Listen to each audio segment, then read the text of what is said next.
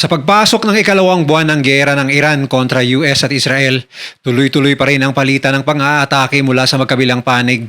Sa katunayan ay tila mas tumitindi pa nga dahil inilabas na ng US ang dalawa sa kanilang pinakamaalamat na eroplanong pandigma, bitbit ang mga bigating armas at bomba.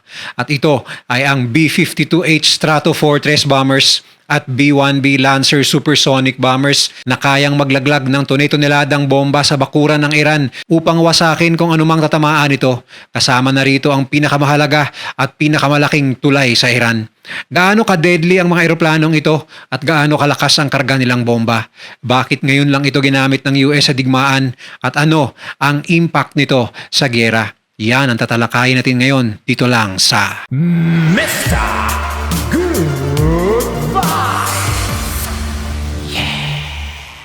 Sa ika-33 araw ng digmaan, malinaw na ang mensahe. Ang Estados Unidos ay hindi na lang nananakot. Sila ay tuluyang gumamit ng lakas militar na hindi pa nararanasan simula ng Iraq War noong 2003. At ngayon, ang pinakamabigat na simbolo ng kapangyarihan ng Amerika ay muling lumilipad sa himpapawid ng Iran, ang B-52 Stratofortress. Isang eroplano na halos 70 taon nang ginagamit sa digmaan. Isang arsenal na ginawa noong Cold War para sa nuclear destruction at ngayon ginagamit muli pero sa isang bagong yugto ng digmaan na mas mapanganib, mas direkta at mas walang kontrol. Ayon sa mga opisyal ng US military, ang pagpasok ng B-52 sa mismong airspace ng Iran ay isang malinaw na indikasyon, hawak na ng Amerika ang langit. Hindi na ito mapanganib, ito ay kontrolado na. Sa briefing, kinumpirma ng pinuno ng Operation Epic Fury na si General Dan Kane na nagsimula ang mga overland mission ng naturang eroplano dahil sa pagtaas ng air superiority. Ibig sabihin, nabutas na ang depensa ng Iran. Hindi na kayang pigilan ng mga bomber na maglaglag ng bomba kahit saang bahagi sa loob ng bansa. Pero ano ba talaga ang ibig sabihin ng pagpasok ng mga bomber na ito sa battlefield? Noong mga unang linggo ng digmaan, ang US ay gumagamit ng standoff weapons, mga missile na inilulunsad mula sa malayo. Safe, precise pero limitado. Ngayon, iba na. Ang B-52 ay hindi lang nagpapaputok mula sa distansya. Ito ay lumilipad sa loob ng Iran, umiikot sa ibabaw ng battlefield at bumabagsak ng sunod-sunod na bomba sa iba't ibang target. Command centers, missile sites, drone factories at higit sa lahat, mga underground at hardened facilities. Ito ang malaking pagbabago. Hindi na lang pinipigilan ang Iran, sinisira na ito. Ang B-52 ay kayang magdala ng halos 70,000 pounds o 35 tons ng bomba. Pinakamalaki sa buong arsenal ng US Air Force. Isang eroplano pa lang, kaya nang magbagsak ng kombinasyon ng precision-guided bombs at cruise missiles sa iisang misyon. At ang mas nakakatakot, hindi lang ito isang beses na atake. Ang B-52 ay kayang manatili sa himpapawid ng matagal, naghihintay, nag-oobserba at umaatake kahit sa mga gumagalaw na target. Hindi ito blind strike, ito ay real-time distraction.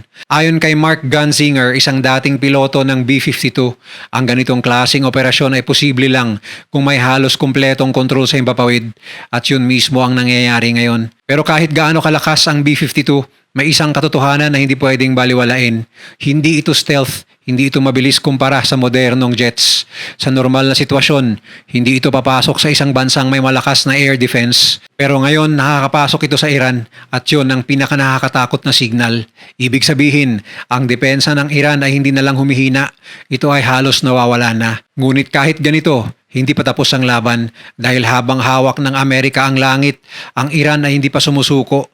May mga missile pa rin, may mga drone, may mga bagong taktika na pwedeng magbago sa takbo ng digmaan anumang oras. Noong April 2, 2026, madaling araw, tahimik ang runway ng RAF Fairford sa United Kingdom. Madilim pa ang langit pero isa-isang umiilaw ang mga makina ng tatlong napakalaking eroplano, mga B-52 Stratofortress. Hindi ito ordinaryong flight, ito ay isang misyon papasok mismo sa Iran. Bandang 2:15 AM, dahan-dahang gumulong ang mga B-52 sa runway. Ramdam ang bigat nito. Dala ang libu-libong kilo ng bomba sa loob ng fuselage. Ilang segundo lang at tuluyan itong umangat sa ere. Habang papalayo sa UK, hindi pa agad ito pumasok sa Iran. Mahaba ang biyahe. Sa kalagitnaan ng flight, may ang isang kritikal na bahagi ng operasyon, mid-air refueling. Sa himpapawid, sinalubong ang mga ito ng isang tanker aircraft. Dahan-dahang lumapit ang mga B-52, isang maliit na pagkakamali lang, pwedeng magbanggaan sa ere, pero sanay na ang mga piloto. Kumabit ang refueling boom at sa loob ng ilang minuto, napuno muli ng fuel ang mga bomber, handa na para sa mas malalim na pagpasok sa Middle East. Pagdating sa target zone, hindi na ito katulad ng mga unang linggo ng digmaan. Wala nang matinding resistance sa himpapawid, walang radar lock, walang interceptor jets. Ito ang sinasabi ng mga eksperto, air dominance. Unang target, isang missile storage site sa labas ng Tehran, isang hardened facility, nakabaon sa ilalim ng lupa, dinisenyo para makaligtas sa kahit anong strike. Isa-isang binuksan ng mga B-52 ang lagayan nito ng bomba, bumagsak ang precision-guided bombs diretso sa mga target. Ilang segundo lang, isang malakas na pagsabog ang yumanig sa buong lugar. Sumunod na target, isang drone production facility. Pagkatapos nito, isang command center na ginagamit para sa koordinasyon ng missile strikes. Sunod naman ay mga command center ng Islamic Revolutionary Guard Corps, mga military infrastructure at mga nuclear facility. Hindi lang isang target, hindi lang dalawa, sa iisang misyon, kaya nitong tamaan ng maraming lugar, sunod-sunod, walang pahinga. Ito ang tunay na lakas ng B-52. Sa kabuuan, mahigit 200 target sites ang tinamaan. Isa sa pinakakontrobersyal na target, ang B-1 Bridge sa Karaj, malapit sa Tehran. Isang napakalaking tulay, halos 1,050 meters ang haba at may taas na umaabot sa 136 meters. Isa sa pinakamataas sa gitna ng silangan. 2 beses itong tinamaan. Sa unang strike, nagliyab ang bahagi ng tulay. Sa pangalawa, bumigay ang malaking bahagi nito. Ayon sa ulat, 8 katao ang namatay at 12 ang nasugatan. Hindi lang military target ang tinatamaan, kasama na rin ang infrastructure, isang senyales na mas lumalalim ang epekto ng digmaan sa loob mismo ng Iran. Matapos ang ilang oras ng operasyon, nagsimulang umatras ang mga B-52. Muli itong nag-refuel sa himpapawid bago bumalik sa RAF Fairford sa UK. Mission complete. Pero ang epekto nananatili sa lupa. Mahalagang tandaan na mahigit 700 B-52 ang nagawa mula noong 1950s. Pero ngayon mahigit 70 na lang ang aktibo at ginagamit pa rin hanggang ngayon na may planong manatili hanggang 2050. Isang lumang eroplano pero isa pa ring pangunahing sandata sa modernong digmaan. At habang ang B-52 ang nagdadala ng mabibigat na bomba, sumusunod naman ang mas mabilis, mas agresibong bomber, ang B-1B Lancer.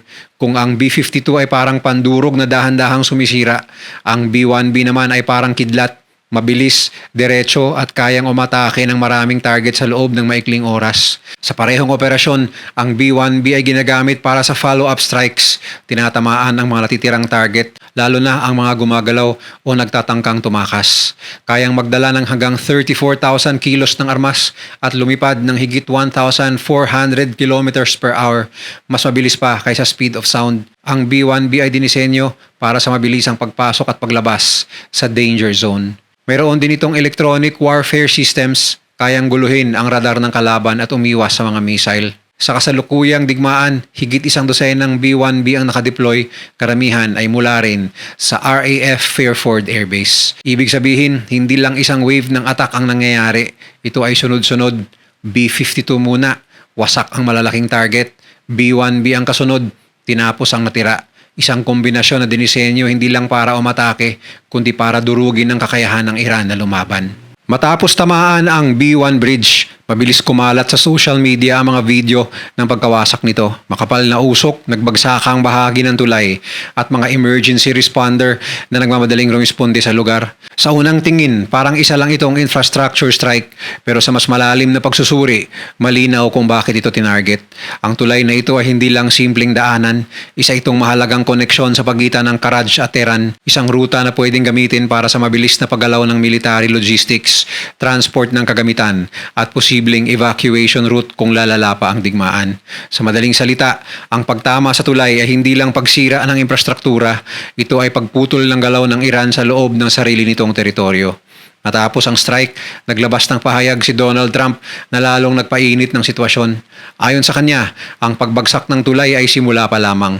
Nagbabala siya na kung hindi makikipagkasundo ang Iran, mas marami pang target ang susunod, kabilang ang mga power plant at iba pang critical infrastructure. Sa madaling salita, ang mensahe ay malinaw. Kung hindi titigil ang Iran, mas lalawak pa ang pagkawasak. Pero hindi na nanahimik ang Iran. Sa halip na umatras, naglabas ito ng isang nakakagulat na hakbang, isang listahan ng mga posibleng target sa labas ng Iran, isang tinatawag na hit list. Ayon sa ulat ng state-linked media, inilabas ng Iran ang listahan ng 8 pangunahing tulay sa rehiyon na maaari nilang targetin bilang ganti. Kabilang dito ang mga tulay sa Kuwait, United Arab Emirates, Saudi Arabia, Bahrain at Jordan, mga bansang may koneksyon o presensya ng US military. Isa sa mga binanggit ay ang Sheikh Zayed Bridge sa UAE, pati na rin ang King Fahd Causeway na nag-uugnay sa Saudi Arabia at Bahrain, mga kritikal na ruta para sa ekonomiya at transportasyon sa Gulf region. Ang mensahe ng Iran ay malinaw, kung kaya ninyong sirain ang amin, kaya rin naming sirain ang inyo. At dito nagiging mas komplikado ang digmaan dahil hindi na lang ito laban ng US at Israel. Kapag tinuloy ng Iran ang banta nito, maaaring madamay ang buong rehiyon, lalo na ang mga bansang may presensya ng US forces o may strategic na lokasyon. May mga ulat na nagsasabing ilang pasilidad sa Gulf kabilang ang oil at water infrastructure ay posibleng maging target ng retaliation ng Iran. Bagamat may mga pagtanggi at paglilinaw mula sa Iran, nananatili ang tensyon. Kasabay nito, patuloy pa rin ang pagkapadala ng missiles at drones ng Iran, hindi lang sa Israel, kundi pati sa mga lugar na pinaniniwalaan itong may kinalaman sa operasyon laban sa kanila. Ito ang tinatawag ng mga eksperto na asymmetric warfare. Kahit na dehado sa air power, gumagamit ang Iran ng ibang paraan para makabawi. At habang lumalawak ang listahan ng mga posibleng target, mas nagiging malinaw ang panganib. Ang digmaan na nagsimula sa loob ng Iran ay unti-unti nang lumalabas sa hangganan nito. At kapag nangyari yon, hindi na ito magiging isang limitadong conflict. Ito ay maaaring maging isang malawakang regional war na may direktang epekto sa buong gitnang silangan. Habang lumalawak ang operasyon ng Amerika sa himpapawid ng Iran, hindi lang mga pasilidad at infrastruktura ang tinatamaan. Patuloy pa rin tinatarget ang mga taong nasa likod ng operasyon ng Iran, mga opisyal, commanders at mga may direktang papel sa military at intelligence network ng bansa. Sa huling linggo ng Marso hanggang unang bahagi ng Abril, sunod-sunod ang ulat ng mga strike na tumama sa mga sensitibong lokasyon, mga command center, intelligence hubs at mga lugar na konektado sa IRGC o Islamic Revolutionary Guard Corps. Bagamat hindi lahat ng pangalan ay agad inilabas, kinumpirma ng Iranian media na may ilang mataas na opisyal ang nasawi sa mga targeted strikes. Sa kabuuan, ayon sa datos, mahigit 50 na ang nalalagas sa panig ng Iran, kasama na rito ang Ayatollah. Ang pinaka-latest na biktima ng pananarget ng US at Israel ay ang dating Iranian Foreign Minister na si Kamal Karazi na malubhang nasugatan matapos tamaan ng kanyang tahanan ng missiles sa lungsod ng Tehran. Sa bawat ganitong insidente, hindi lang tao ang nawawala, kundi pati ang koordinasyon at kontrol sa kanilang operasyon. Ito ang isa sa pangunahing layunin ng US strategy. Putulin ang command structure ng Iran. Kapag wala ang mga leader, mas nagiging magulo ang response, mas mahirap mag-organize ng counter-attack at mas bumabagal ang kakayahan ng Iran na mag-coordinate ng missile at drone strikes. Pero may kapalit ito. Sa halip na humina ang loob ng Iran, mas lalo itong nagiging agresibo. Sa loob ng bansa, mas pinaigting ang security operations. Ayon sa ulat ng Intelligence Ministry, may mga naaresto na pinaghihinalaang may koneksyon sa Mossad at iba pang militanteng grupo. Ibig sabihin, hindi lang panlabas na digmaan ang kinakaharap ng Iran, mayroon na ring internal crackdown. Kasabay nito, patuloy ang paglabas ng mga pahayag mula sa mga opisyal ng Iran na hindi sila susuko. Sa kabila ng pagkawala ng ilang leader, malinaw ang kanilang posisyon, lalaban sila hanggang dulo. Ngunit sa likod ng matitigas na pahayag, may ibang boses na nagsisimulang marinig. Ang dating foreign minister ng Iran na si Javad Zarif ay nananawagan na ideklara na ng Iran ang tagumpay at simulan na ang usapang pangkapayapaan. Ayon sa kanya, may paraan pa para matapos ang digmaan na hindi tuluyang nauuwi sa mas malaking pagkawasak. Pero sa ngayon, tila malayo pa yon sa realidad. Dahil habang may mga nananawagan ng de-escalation, mas nangingibabaw pa rin ang mga aksyon sa battlefield. At ang pinakamalaking epekto nito ay nararamdaman na ng mga ordinaryong tao. Sa iba't ibang bahagi ng Iran, tumataas ang bilang ng mga nasasaktan at namamatay. Nasisira ang mga kalsada, tulay at pasilidad. Ang mga ospital at research centers ay nadadamay. Ang digmaan ay hindi na lang laban ng militar. Ito ay naging bahagi na ng pang-araw-araw na buhay ng mga sibilyan. Sa puntong ito ng digmaan, malinaw ang isang bagay. Hindi na ito basta-bastang operasyon. Ito ay isang malawak, tuloy-tuloy at sistematikong pag-atake na layuning durugin ng kakayahan ng Iran na lumaban. Sa paggamit ng mga bomber tulad ng B-52 at B-1B Lancer, Ipinakita ng Estados Unidos na kaya nitong mag-operate ng direkta sa loob ng Iran. Isang bagay na imposibleng isipin, isang linggo lang ang nakalipas. Mula sa mga underground missile site, drone factories hanggang sa critical infrastructure, sunod-sunod na tinatamaan ang mga target. At habang tumatagal, mas lumilinaw na hindi lang ito tungkol sa pagpigil. Ito ay tungkol sa pagwawasak ng kakayahan ng Iran na magpatuloy sa digmaan. Pero sa kabila nito, hindi pa rin sumusuko ang Iran. Patuloy ang kanilang missile at drone attacks. Patuloy ang kanilang mga banta laban sa mga karatig bansa. At higit sa lahat, malinaw na handa silang palawakin ang laban kung kinakailangan. Ito ngayon ang pinakamalaking panganib dahil kapag itinuloy ng Iran ang pag-target sa mga tulay at infrastruktura sa Gulf region, maaari nitong hilahin ng iba pang bansa papasok sa digmaan. At kapag nangyari yon, hindi na ito magiging isang conflict sa pagitan ng dalawang panig. Ito ay magiging isang regional war. Sa kabilang banda, may mga senyalis din ng posibleng pagod at pressure sa loob ng Iran. May mga boses na nananawagan ng negosasyon, ng pagtigil, ng isang kasunduan bago pa tuluyang lumala ang sitwasyon. Pero sa ngayon, ang direksyon ay tila papunta sa kabaligtaran. Mas maraming bomba ang ipinapadala, mas maraming target ang tinatamaan at mas tumitindi ang mga pahayag mula sa magkabilang panig. Ayon sa mga eksperto, ang susunod na yugto ng digmaan ay magiging kritikal. Dalawang landas ang pwedeng tahakin. Una, ang patuloy na escalation kung saan mas lalawak ang atake. Mas dadami ang bansang madadamay at mas lalalim ang krisis. Pangalawa, ang negosasyon kung saan maaaring huminto ang pag-atake at maghanap ng paraan para tapusin ang digmaan. Pero habang walang malinaw na kasunduan at habang patuloy ang paglipad ng mga bombers sa himpapawid ng Iran, isang tanong ang nananatiling walang sagot. Ito na ba ang simula ng pagtatapos ng digmaan o simula pa lang ng mas malaking kaguluhan sa buong rehiyon? Kung nagustuhan mo ang video na to, share mo naman sa iba at mag-subscribe ka na rin. Panoorin mo na rin yung mga videos na nasa kanan para lalo pang maubos ang oras mo.